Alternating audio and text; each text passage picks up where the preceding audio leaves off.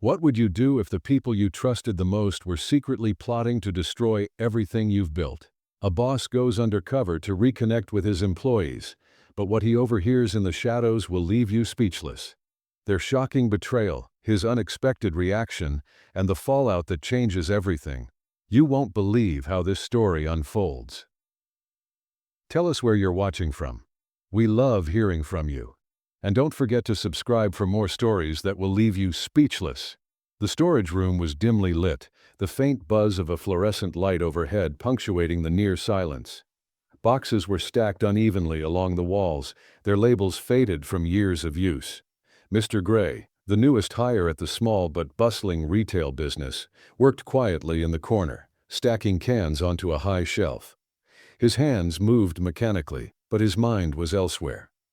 It had been a week since he'd started this undercover job.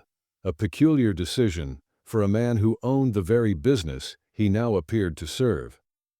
Disguised in a worn gray uniform and a baseball cap pulled low, he had gone unnoticed by his employees, just as he intended. It was meant to be a routine check, a way to understand the inner workings of his staff and uncover why sales had dipped mysteriously over the past month. What he hadn't expected was to stumble upon something far more troubling.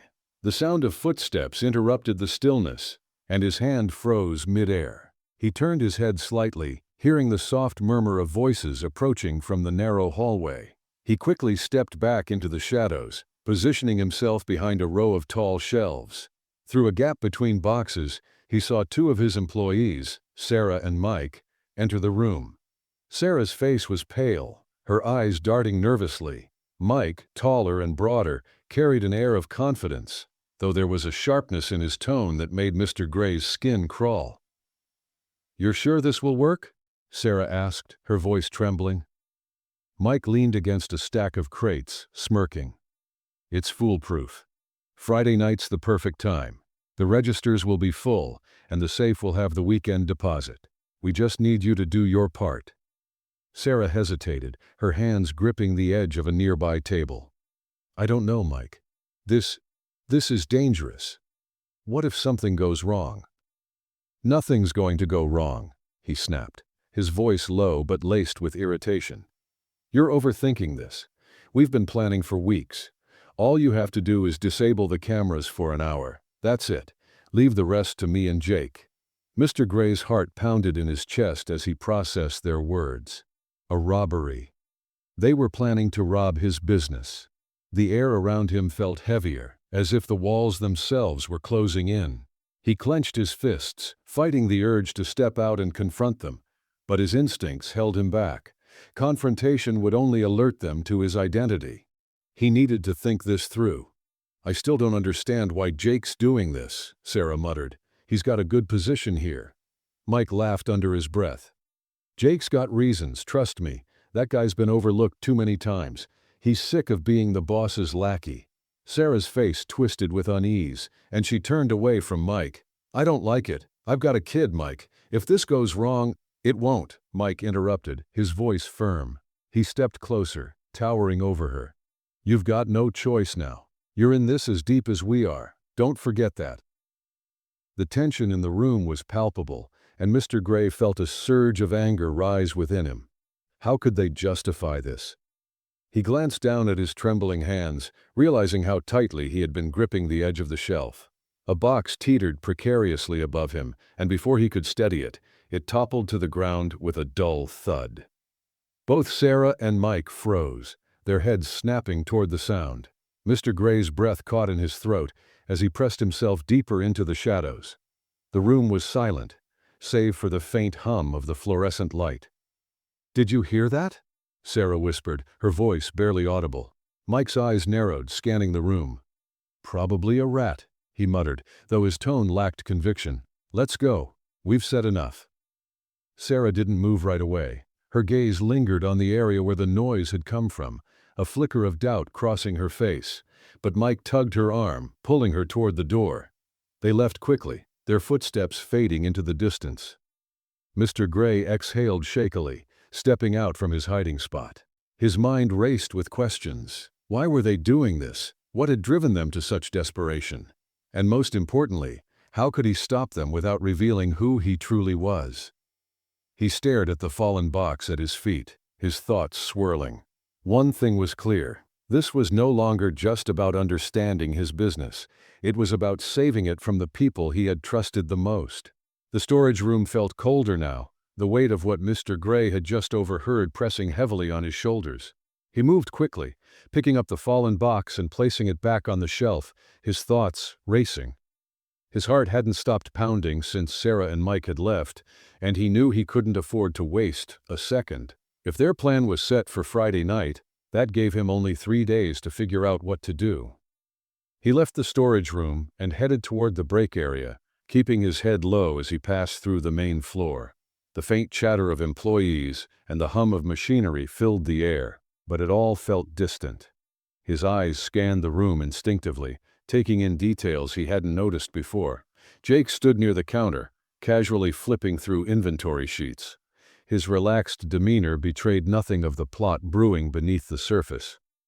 Mr. Gray clenched his jaw but forced himself to keep walking, resisting the urge to confront him on the spot. As he reached the break room, he found Sarah sitting at a corner table, staring blankly at her phone. She looked tired. No, more than tired. She looked defeated. Her hair was pulled into a messy bun, and the dark circles under her eyes suggested she hadn't slept well in weeks. Mr. Gray hesitated for a moment before approaching her. He needed answers, but he couldn't come on too strong. Not yet. "Mind if I sit here?" he asked, his voice casual. Sarah glanced up, startled, but then offered a faint smile. "Sure, go ahead." He sat down, placing his cup of coffee on the table. The two sat in silence for a moment, the air between them heavy with unspoken tension. Mr. Gray decided to test the waters. "Rough day?" he asked, keeping his tone light. Sarah let out a bitter laugh. "You could say that. Rough week? Rough month? Take your pick." He tilted his head, feigning curiosity. "Sounds like you've got a lot on your plate." "You don't know the half of it," she muttered, her voice tinged with bitterness. She looked up at him, her eyes searching his face as if deciding whether she could trust him. "You're new here, right?"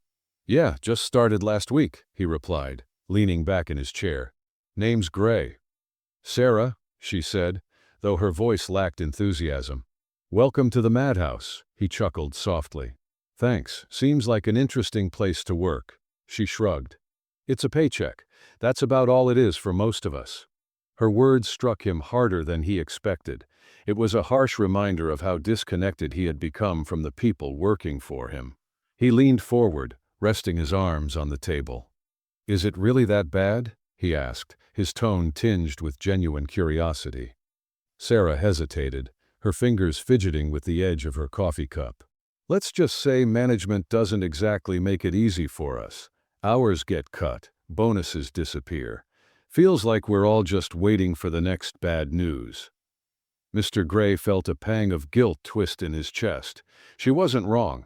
Over the past year, he had made decisions that prioritized the bottom line, often at the expense of his employees. Hearing it from her perspective stung more than he expected. "That sounds tough," he said quietly. "How do you keep going?" Her eyes flicked to the phone on the table, where a photo of a young girl was visible on the screen. "For her," she said simply. "She's all that matters." Before he could respond, Jake's voice cut through the air. "Sarah, break's over, let's go." Sarah flinched at the sharpness in his tone and quickly grabbed her things. "See you around, Gray," she said, her voice tight. As she walked away, Mr. Gray turned his attention to Jake, who was leaning against the doorframe, his arms crossed. Their eyes met for a brief moment, and Jake's expression hardened, as if daring him to say something. Mr. Gray remained silent, watching as the man walked away with Sarah in tow. The pieces of the puzzle were starting to come together, but the picture they formed was far darker than he had anticipated. It wasn't just about greed or opportunity. It was about resentment, desperation, and betrayal. He knew he had to act fast, but for the first time he questioned whether he could stop what was already in motion. The weight of what Mr. Gray had just uncovered lingered as he stepped back onto the floor, blending into the rhythm of the store. Employees moved about, stocking shelves, helping customers, and managing inventory, all oblivious to the storm brewing beneath their daily routines. For the first time in years, he wasn't seeing his business as a leader overseeing operations. He was seeing it as an outsider, observing the cracks in the foundation he had built. He kept his distance, his eyes constantly tracking Sarah, Mike, and Jake as they worked. Jake exuded confidence, barking orders at anyone within earshot, his commanding tone a stark contrast to Sarah's subdued demeanor. Mike, meanwhile, floated through his tasks with an air of detachment, a man going through the motions with little care for how things appeared. Mr. Gray's thoughts churned. It wasn't just about stopping the robbery, it was about understanding why. Why had these people, his employees, reached this point? Why had Jake, once a promising supervisor, become a ringleader in this dangerous game? Why had Sarah, who clearly valued her family above all else, allowed herself to be roped into such a scheme? These questions gnawed at him as he carefully considered his next move. The opportunity came sooner than expected. Later that afternoon, Mike was alone in the warehouse, stacking boxes onto a pallet. Mr. Gray seized the moment, approaching him with calculated casualness. Mike barely glanced up, a look of mild irritation crossing his face. "Hey," Mr. Gray said, picking up a stray box and placing it onto the pallet. "Need a hand?" Mike shrugged. "Do what you want." Mr. Gray grabbed another box, keeping his tone light. "You've been here a while, right?"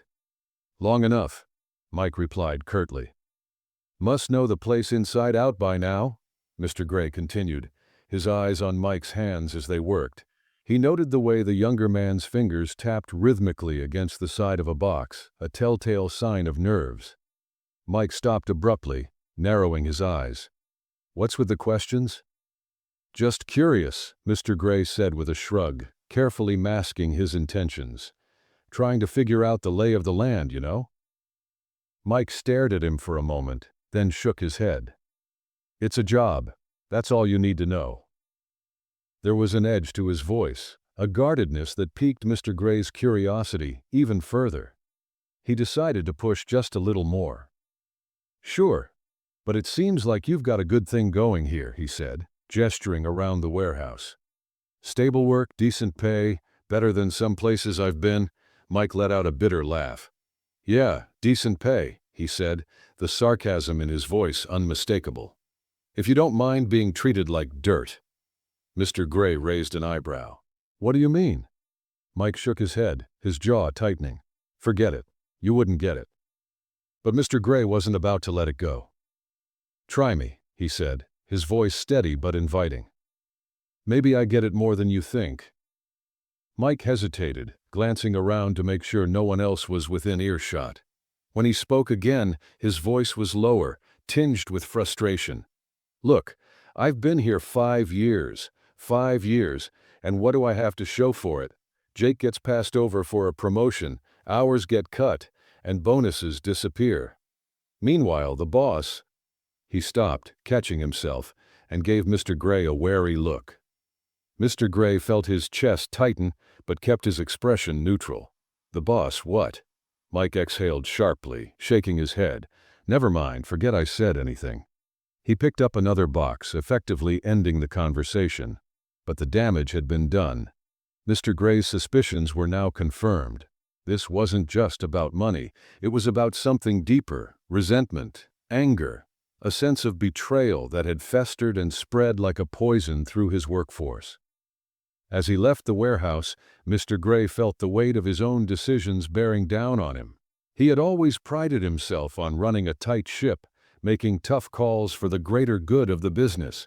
But now, seeing his choices through the eyes of his employees, he realized the cost had been far greater than he had anticipated. He knew he couldn't undo the past, but he also couldn't let this escalate any further. It was time to dig deeper, to get closer to the truth, and to the people who held it. Only then could he decide what to do next.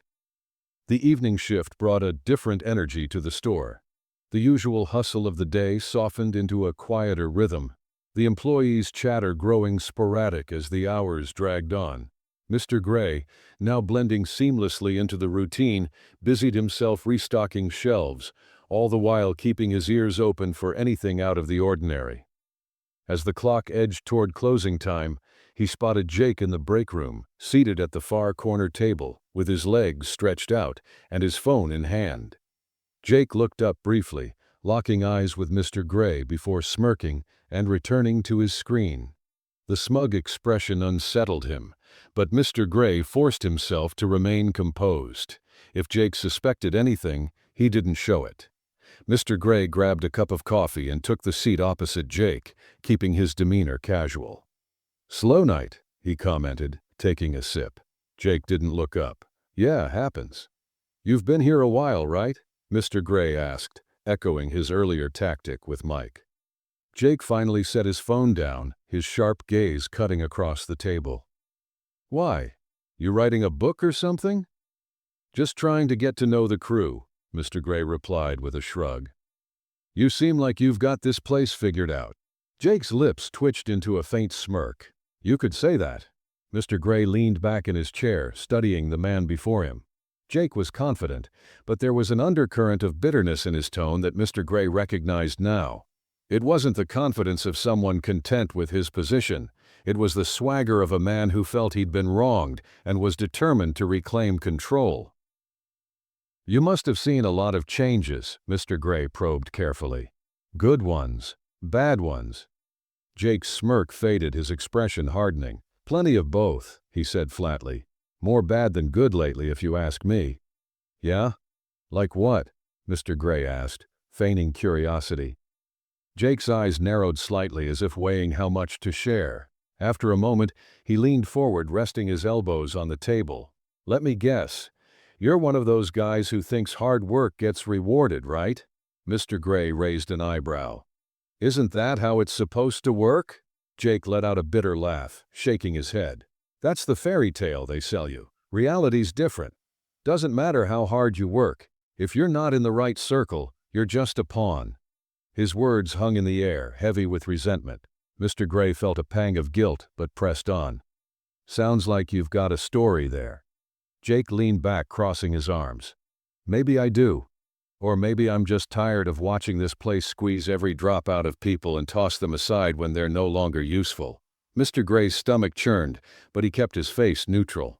"That why you stuck around? To fight the system?" Jake chuckled dryly. "Nah, I've got my reasons. Let's just say I know how to play the game." There was a challenge in his tone, one that made Mr. Gray's pulse quicken. He wasn't sure if Jake was taunting him or simply speaking his truth, but either way, it was clear the man had no love for the leadership of the business. The implications of that were chilling. Before Mr. Gray could reply, Sarah entered the room, her shoulders tense and her face drawn. She froze when she saw them sitting together, her eyes darting between the two men. "Am I interrupting something?" she asked, her voice tentative. "Not at all," Jake said smoothly, standing up and stretching. "Gray here was just getting the grand tour of how things really work around here." Sarah shot Mr. Gray a nervous glance, but said nothing. Jake brushed past her, clapping her lightly on the shoulder. "Don't work too hard," he said with a smirk, before leaving the room. The door swung shut behind him, and Sarah let out a shaky breath. She hesitated for a moment, then moved to the counter to pour herself a cup of coffee. Mr. Gray watched her carefully, noting the way her hands trembled as she poured. "You okay?" he asked gently. She nodded quickly, avoiding his gaze. "Yeah, just tired." He didn't press her, but the tension in the room was impossible to ignore. As she sat down at the table, she finally met his eyes, her expression a mix of guilt and worry. "Listen," she began hesitantly, her voice barely above a whisper. "I don't know what Jake told you, but just be careful around him, okay?" Mr. Gray frowned, leaning forward. "Why? What's going on?" She hesitated, biting her lip. "It's nothing. Just don't get too close. He's not what he seems." Her words sent a chill down his spine. But before he could probe further, the sound of footsteps echoed from the hallway. Sarah stiffened, her eyes darting to the door. "I've got to go," she said quickly, standing up and clutching her coffee cup like a shield. "See you around, Gray." She hurried out of the room, leaving him alone with his thoughts. The warning lingered in his mind, a puzzle piece that refused to fit. Whatever Jake's plan was, it was clear that Sarah wasn't fully on board, and that small crack in their alliance might be his only chance to stop them. The night deepened, and the store emptied of customers. Only a skeleton crew remained, finishing their shifts and preparing to close. Mr. Gray moved through the aisles, his mind spinning with the pieces of the plot he had collected so far. Jake's bitterness, Mike's frustration, and Sarah's reluctance painted a grim picture, but one thing still eluded him: the extent of the plan. What exactly was Jake's endgame? How far was he willing to go?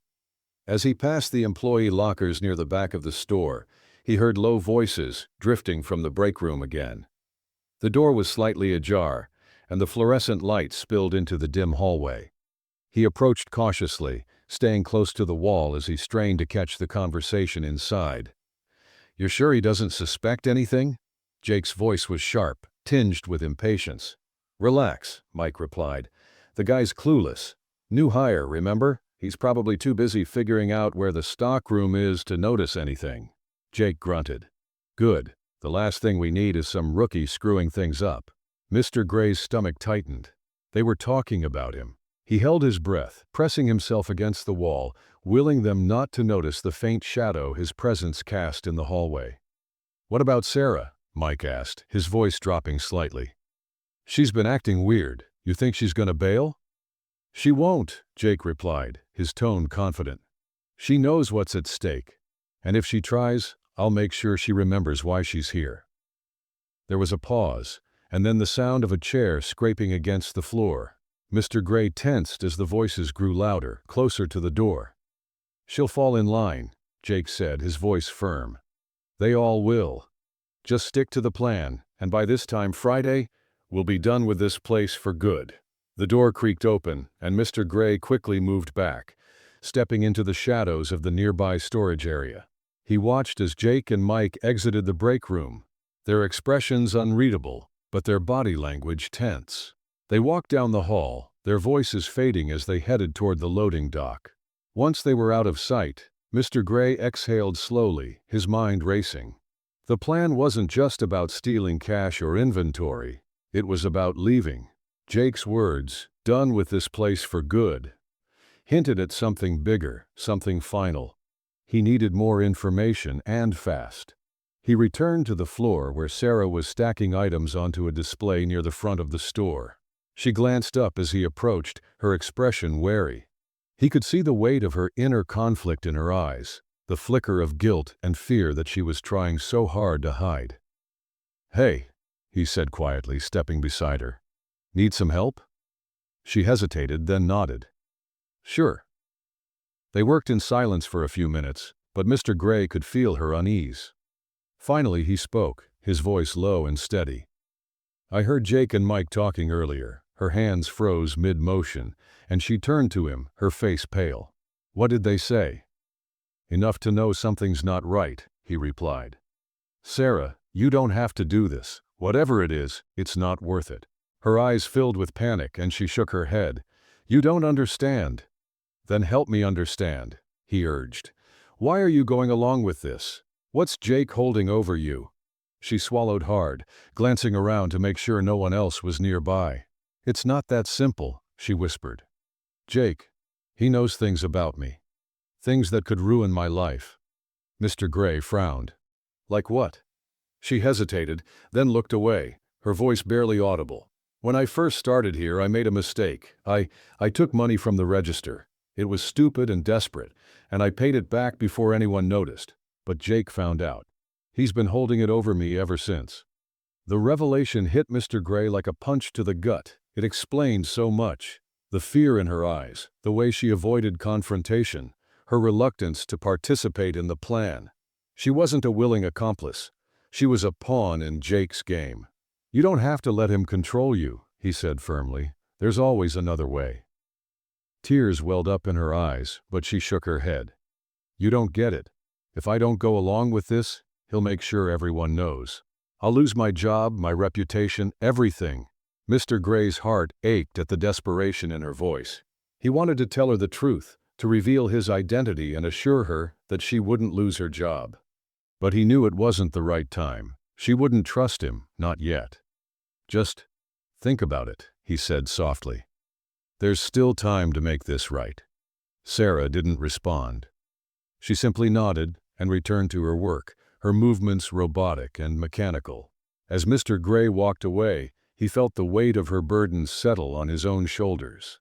The clock was ticking, and the choices he made in the next few days would determine the fate of not only his business, but the lives of everyone involved. He couldn't afford to make a mistake. The morning sun filtered through the glass storefront as the next day began, but the tension in the air was impossible to ignore. Mr. Gray arrived early, his mind churning with the pieces of the puzzle he had collected so far. He knew Jake's plan was set to unfold soon, and Sarah's reluctant involvement only heightened the stakes. He needed to act quickly, but the solution wasn't as clear-cut as he had hoped. Confrontation risked pushing Jake to escalate, and exposing Sarah could shatter her already fragile trust. He decided to spend the morning watching, listening, and piecing together the remaining gaps. As the store hummed with activity, he noticed the subtle but telling dynamics among his employees. Jake's commanding presence seemed to overshadow everyone, his voice carrying authority even when he wasn't in a supervisory role. Mike moved like a shadow, keeping to himself, his expression tight and his eyes scanning constantly. Sarah, meanwhile, wore her unease on her sleeve, flinching every time Jake barked orders or shot her a sharp look. Mid-morning brought a moment of opportunity. Jake had stepped outside to take a phone call, leaving Sarah alone in the stockroom. Mr. Gray slipped in quietly, his footsteps soft against the concrete floor. She was sorting inventory, her back to him, and didn't notice his presence until he spoke. "Sarah," he said softly. She startled, nearly dropping a clipboard. When she turned to face him, her expression was a mixture of fear and exhaustion. "Gray, what are you doing back here?" "I need to talk to you," he said, keeping his voice low. "About Jake. About all of this." Her shoulders stiffened, and she glanced toward the door. "I can't, he'll know." "He's outside," Mr. Gray assured her. "We have a few minutes, please." She hesitated, clutching the clipboard like a lifeline. Finally, she nodded, her voice barely audible. "What do you want to know?" "Everything," he said, "why he's doing this, how far he's willing to go." Sarah sighed, setting the clipboard down on a nearby crate. "Jake thinks he's been screwed over," she began. "And honestly, he's not wrong. He's been here longer than most of us. Worked his way up, put in the hours, did everything by the book. Then last year, when they were supposed to promote him to assistant manager, they brought in someone from corporate instead. He didn't take it well." Mr. Gray felt a pang of recognition. He remembered the decision vividly. The assistant manager role had been a key position, and he'd chosen someone with a more polished resume, someone who could hit the ground running. It hadn't occurred to him at the time how much that decision might have hurt someone like Jake. "So, what's his plan?" Mr. Gray asked. Sarah's eyes darted toward the door again. "He wants to make a statement. It's not just about stealing the money. He's planning to trash the place before he leaves, break equipment, destroy inventory, mess with the systems. He wants to make sure everyone knows how much damage they caused him." The words hit Mr. Gray like a blow. This wasn't just a robbery, it was sabotage. Jake wasn't trying to escape with a payday, he was trying to burn the business to the ground, figuratively and literally. "And you?" he asked gently. "Why are you still part of this?" Sarah's face crumpled, and she looked away. "I don't have a choice. He's got dirt on me. If I back out now, he'll destroy me too." Mr. Gray reached out, placing a hand on her shoulder. "Sarah, listen to me. You do have a choice. Whatever he's holding over you, it's not worth this. You're better than this." Tears welled up in her eyes and she shook her head. "You don't understand. If this gets out, I'll lose everything. My daughter, my job." "You won't lose everything," he said firmly. "But if you go through with this, you'll lose yourself. Trust me, I'll help you. Just let me handle it." Sarah searched his face, doubt and hope warring in her expression. Before she could respond, the door to the stockroom creaked open, and Jake's voice called out, "Sarah, you back here?" Her eyes widened in panic, and she stepped away from Mr. Gray, grabbing the clipboard. "Coming!" she called back, her voice trembling. Jake stepped into the room, his sharp gaze landing on Mr. Gray. His eyes narrowed slightly, suspicion flickering across his face. "What are you doing back here, rookie?" "Just lending a hand," Mr. Gray said smoothly, forcing a casual smile. "Figured I'd help out wherever I can." Jake's expression didn't soften, but he nodded curtly. "Well, don't let her slack off," he said, his tone half joking but edged with authority.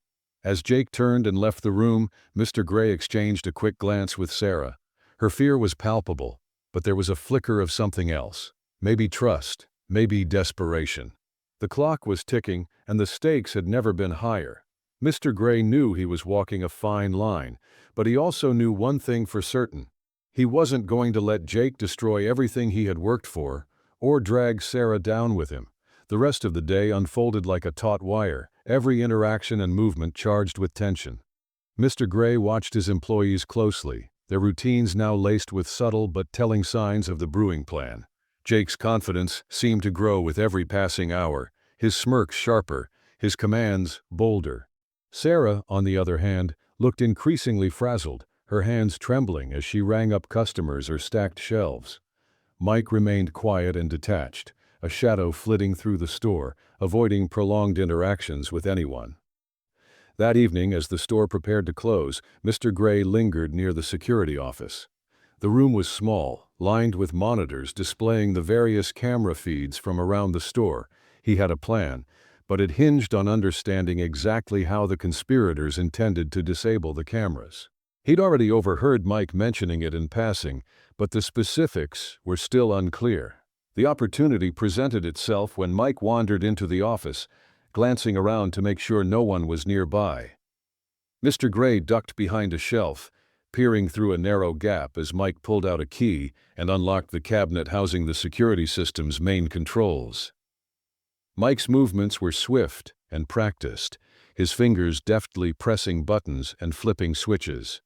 The monitors flickered, then went dark for a brief moment before rebooting. Satisfied, Mike closed the cabinet, locked it, and walked out. Mr. Gray stepped out of his hiding place, his mind racing. Mike wasn't just sabotaging the cameras, he was testing the system, ensuring that their plan would work without triggering alarms. It was a bold move, but it also gave Mr. Gray a crucial piece of the puzzle. He now knew how they planned to execute the robbery, and more importantly, he knew how to counter it. The next day he arrived at the store even earlier than usual. The quiet hum of the empty building gave him the perfect chance to set his countermeasures in motion. With the help of the store's trusted security team, whom he had discreetly contacted under the guise of a routine check, he reinforced the system, adding hidden backups and a secondary alert mechanism that could be activated remotely. The main cameras would still appear disabled during the heist, but the hidden system would capture everything. As he worked, he couldn't shake the image of Sarah's face from his mind. Her fear, her desperation. It had been haunting him ever since their conversation in the stockroom. She was the key to stopping this without everything spiraling out of control, but she needed to trust him. He resolved to speak to her again, to give her one last chance to come clean before Friday night. That afternoon, he found her in the back room, organizing inventory with robotic precision. She looked up as he entered, her expression guarded. "Gray," she said cautiously, her voice barely above a whisper. "What are you doing here?" "We need to talk," he said firmly, stepping closer. "And this time, you need to listen." She stiffened, glancing toward the door. "I told you I can't." "Yes, you can," he interrupted. "Sarah, I've already figured out most of what's going on. Jake's plan, the cameras, the timing. I know it all." Her eyes widened, panic flashing across her face. "How? Did you tell—" "No," he said quickly. "I haven't told anyone, not yet, but I need you to help me stop this before it's too late." Tears welled up in her eyes and she shook her head. "I can't," "He'll ruin me, Gray. He'll ruin everything." "He won't," Mr. Gray said, his voice steady. "I promise you he won't. But if you go through with this, you'll ruin yourself. You'll lose more than your job. You'll lose the chance to make things right, for you and for your daughter." She hesitated, her hands trembling as she gripped the edge of a nearby shelf. "What do you want me to do?" she whispered. "Tell me everything," he said. "Every detail. I'll handle Jake and Mike, but I need to know exactly how and when this is going to happen." Her shoulders slumped, and she looked away, tears streaming down her face. For a long moment she didn't speak, and Mr. Gray began to fear she might retreat into silence again. But finally, she exhaled shakily and nodded. "Friday night," she said, her voice barely audible. "Right after closing. Jake and Mike are going to disable the cameras and clear out the registers. Jake's going for the safe, too. He has the codes." "How does he have the codes?" Mr. Gray asked, his stomach tightening. "He overheard management talking about them a few weeks ago," she admitted. "He's been planning this for months." Mr. Gray nodded, his mind racing. Jake's meticulous planning meant this wasn't a spur-of-the-moment crime. It was the culmination of months of simmering resentment and anger. But now, thanks to Sarah, he had the last pieces he needed to stop it. "Thank you," he said softly. "You're doing the right thing." She didn't respond, but the look in her eyes was a mixture of relief and fear. As Mr. Gray left the room, he felt a renewed sense of purpose. He had the information, the means, and the resolve to stop Jake's plan. Now, it was just a matter of executing his own. Friday night couldn't come soon enough. Friday night arrived with an ominous sense of finality. The store closed as usual, the last customers trickling out as the staff locked the doors and began their closing routines. Mr. Gray lingered near the back, his heart pounding as he watched Jake, Mike, and Sarah go through their tasks. Each movement felt charged, every glance heavy with unspoken tension. Jake was uncharacteristically quiet, his usual smugness replaced with a cold, calculated demeanor. He moved with precision, his eyes darting between the cameras and the employees. Mike, on the other hand, looked jittery, his hands fidgeting as he stocked shelves. Sarah was pale, her movements stiff and mechanical. She avoided eye contact with everyone, including Mr. Gray. The plan was set to unfold after the last employee left, but Mr. Gray had already put his countermeasures in place. The hidden camera system was live. The security backups were armed, and his trusted team was stationed nearby, ready to intervene the moment things escalated. All he needed to do now was wait. As the clock ticked closer to the designated hour, Jake gathered Mike and Sarah in the break room under the guise of a final check-in. Mr. Gray slipped closer, staying just out of sight, his ears straining to catch their conversation. "This is it," Jake said, his voice low but firm. "Mike, you know what to do with the cameras. Sarah, you stay by the registers and keep an eye out. If anyone gets suspicious, you know the drill." "And Gray?" Sarah asked, her voice trembling. "What about him?" Jake smirked, a dark glint in his eye. "Don't worry about the rookie. He'll be too busy sweeping the floors to notice anything." Mr. Gray felt a flash of anger but stayed calm, silently congratulating Jake on underestimating him so thoroughly. It would be his undoing. The group dispersed, each heading to their assigned roles. Mr. Gray followed Jake at a distance, watching as he slipped into the manager's office where the safe was located. The sight of Jake moving with such brazen confidence only solidified Mr. Gray's resolve. As the heist began, the tension in the air was almost suffocating. Mike moved to the security office, his hands shaking slightly as he deactivated the visible cameras. The monitors flickered and went dark, but Mr. Gray knew the hidden system was still running, capturing every moment. Sarah stood near the front registers, her posture stiff and her eyes darting nervously toward the door. She looked like she might bolt at any second. Jake, meanwhile, was in the office, entering the safe code with practiced ease. The click of the lock disengaging echoed in the small room, and he let out a triumphant grunt as he swung the door open. Stacks of cash sat neatly inside, ready for the taking. But just as Jake began stuffing the money into a duffel bag, the first alarm went off, a subtle but deliberate warning triggered by the backup system. Jake froze, his eyes narrowing as he realized something was wrong. "Mike," he hissed, storming out of the office. "What the hell's going on?" Mike, now standing in the hallway, looked panicked. "I don't know, I turned off the cameras like you said." Jake's fury was palpable, his face twisting in frustration. "Then why the hell is there an alarm?" Before Mike could respond, another sound filled the air, the unmistakable click of a door locking. Jake spun around, realizing too late that the office and the main exits had been remotely sealed. The trap had been sprung. The lights flickered, and a voice came over the store's intercom. "Jake, Mike, Sarah, step away from the registers and the office. It's over." Jake's face darkened as he recognized the voice. "What the... Gray? What the hell is this?" Mr. Gray emerged from the shadows, his expression calm but resolute. "You thought you had it all figured out, didn't you?"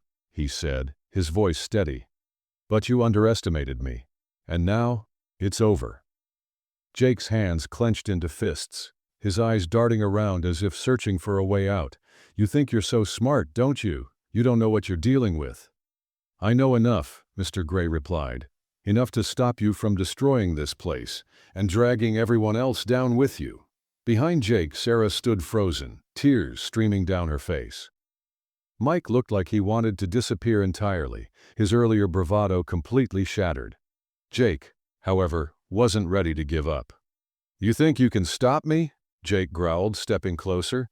"You don't have the guts to do what it takes." "You're right," Mr. Gray said, holding his ground. "I don't need guts. I have proof." He gestured toward the security office. "Everything you've done tonight is on camera. The police are already on their way." Jake's confidence faltered, and for the first time, fear crept into his eyes. He took a step back, his chest heaving as he realized the depth of his miscalculation. The sound of distant sirens grew louder, sealing his fate. Mr. Gray turned to Sarah and Mike, his expression softening slightly. "You still have a choice," he said. "Cooperate now, and it doesn't have to end as badly for you." Sarah collapsed into a chair, her face buried in her hands. Mike nodded numbly, his hands raised in surrender. Jake, however, stood rigid, his jaw clenched in defiance. The store doors swung open, and uniformed officers flooded in, their presence a stark reminder of the reality Jake could no longer escape. As the police led him away in handcuffs, Jake shot one last venomous glare at Mr. Gray.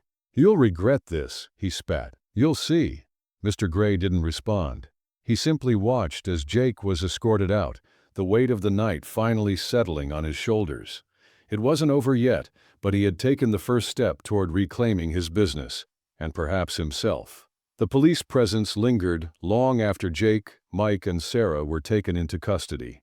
Officers combed through the store, documenting evidence and reviewing the hidden camera footage Mr. Gray had installed.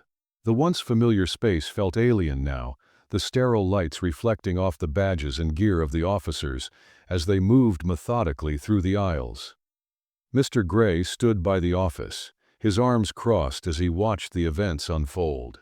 One of the officers, a middle-aged man with a stern but understanding demeanor, approached him. "You handled this well," the officer said, nodding toward the monitors displaying the captured footage. "You've got enough here to make the charges stick." Mr. Gray nodded, though the weight of the night hung heavily on his shoulders. "I didn't want it to come to this," he admitted. "But Jake, he left me no choice." The officer gave him a measured look. "Sometimes people feel cornered and lash out in ways they can't take back. Doesn't excuse what they did, but it explains a lot." Mr. Gray sighed, running a hand through his hair. "What happens to Sarah and Mike?" "That's up to you," the officer replied. "Given their cooperation and their roles in all this, the DA might offer a plea deal. If you're willing to testify to their lesser involvement, it could help their case." Mr. Gray didn't respond immediately. His thoughts drifted to Sarah, the tears in her eyes as she confessed her role, the fear etched into every word she'd spoken. She had made a terrible mistake, but she wasn't like Jake. She could still turn things around, given the chance. After the police left, the store felt eerily quiet. Mr. Gray sat alone in the break room, staring at the now empty chair where Jake had once sat, so confident in his plan. It was a sobering reminder of how far things had spiraled and how disconnected he had become from the very people who worked for him. He resolved to change that, to rebuild the trust that had been shattered. Not just for the sake of the business, but for the people who depended on it. The next morning, Mr. Gray called an all-staff meeting. Word of the previous night's events had spread quickly, and the employees gathered in the main aisle, their faces a mix of curiosity, concern, and uncertainty. Mr. Gray stood at the front, his usual commanding presence softened by the events of the past few days. "Thank you all for coming," he began, his voice steady but sincere. "I'm sure most of you have heard what happened last night. I won't sugarcoat it. What Jake, Mike, and Sarah did was a betrayal of this business and everyone who works here." The room was silent, the weight of his words hanging heavy in the air. He took a deep breath before continuing. "But it's also a wake-up call for me," he said, his tone softening. "Over the past few years, I've made decisions that prioritize the numbers over the people who make this business run. I've let policies replace relationships, and I've failed to see the struggles some of you face every day. That ends now." Murmurs rippled through the crowd, and a few heads nodded in quiet agreement. Mr. Gray pressed on, his resolve firm. "I'm not excusing what they did," he said, "but I also understand that people don't make those choices in a vacuum.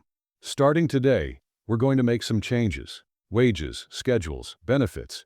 Everything is on the table. I want to hear from you to understand what you need to feel valued and supported." A hand shot up from the back of the crowd. It was Rachel, one of the longest-serving employees. "Does this mean you're actually going to listen to us?" she asked, her tone skeptical. "Yes," Mr. Gray said without hesitation. "Not just listen, but act. This business only works if we work together, and I'm committed to rebuilding that trust." The skepticism in the room began to dissolve, replaced by cautious optimism. Mr. Gray knew it would take time to repair the damage, but he was ready to put in the work. As the meeting ended and the employees returned to their tasks, Mr. Gray stayed behind, watching them with a newfound appreciation. They weren't just his staff, they were the lifeblood of the business, the people who made it thrive. And he owed them more than just a paycheck. He owed them respect, understanding, and a leader who truly cared. In the weeks that followed, the changes began to take shape. Wages were adjusted, schedules became more flexible, and regular meetings were held to address employee concerns. The atmosphere in the store shifted, the tension replaced by a sense of collaboration and mutual respect. As for Sarah and Mike, their stories didn't end that night. With Mr. Gray's testimony, Sarah avoided jail time and entered a diversion program, using the opportunity to turn her life around for the sake of her daughter. Mike faced probation, but eventually found work elsewhere, taking the hard lesson with him. Jake, however, faced the full consequences of his actions. The damage he had caused, both to the business and to himself, was too great to ignore. Mr. Gray hoped that one day even Jake might find a way to rebuild. Standing in the store one evening, watching the team laugh and work together, Mr. Gray felt a sense of hope he hadn't felt in years. The betrayal he had uncovered had been painful, but it had also been a turning point, a chance to rebuild not just the business, but the connections that truly mattered. And for that, he was grateful.